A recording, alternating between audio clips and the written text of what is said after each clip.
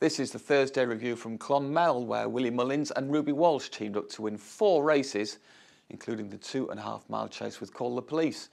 You can see that race elsewhere on the media centre. So we'll start with the third of their 4 wins, which came in the Grade 3 novice hurdle over 2 miles and 6, courtesy of Inish Island.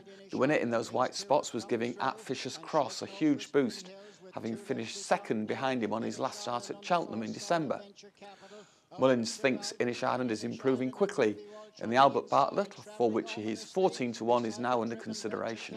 As they come down to the final flight now, it's Inish Island over on the inside from Venture Capital, and then Dushy Bjoggen on the run uphill to the finish.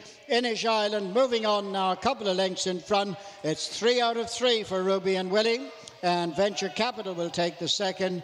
Dushy Bjoggen's third, Whispering Hills, Shrapnel, Maggio, and a long-time leader, Quarry. Annie Power made it 5 from 5 in the mare's hurdle. The 3-1 on favourite was always in command and won comfortably.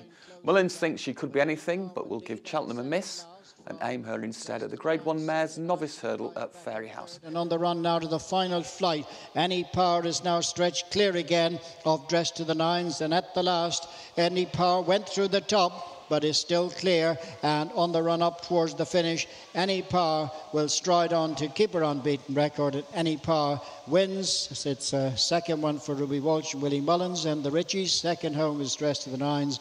Eyes on the prize, and they're clear of Credit Box and a long break back. Sarabad, in the same colours as Annie Power, took the opening 2-mile maiden at 7-4 to break a run of 3 successive seconds. The winner really appreciated the testing ground and maybe stepped at 2.5 or 3 miles. He had Lugana's measure when that rival fell 2 out. And that leaves Sarabad a long way clear of in second place, as it so happens, in Royal Flight, and one to jump now for Sarabad, who's over a long way clear, and on the run up towards the finish, Sarabad and Ruby Walsh will win this by a big margin, followed in by As It So Happens in Royal Flight. So Sarabad wins the opener for Ruby Walsh. The informed jockey and trainer combination would have had high hopes of leaving the course with a 5-timer, as Speed set off the 2-1 favourite for the beginner's chase, but he proved a rare disappointment on the day, finishing a tied third behind the Tony Martin-trained Savello. It's Savello, the leader, pings the last, a couple of lengths in front of Paige Turner. They're clear of Cadspeed, a bad mistake, and challenged for the third by Skipperbeat, but it's Savello and Davy Russell who's out 5-6 in front.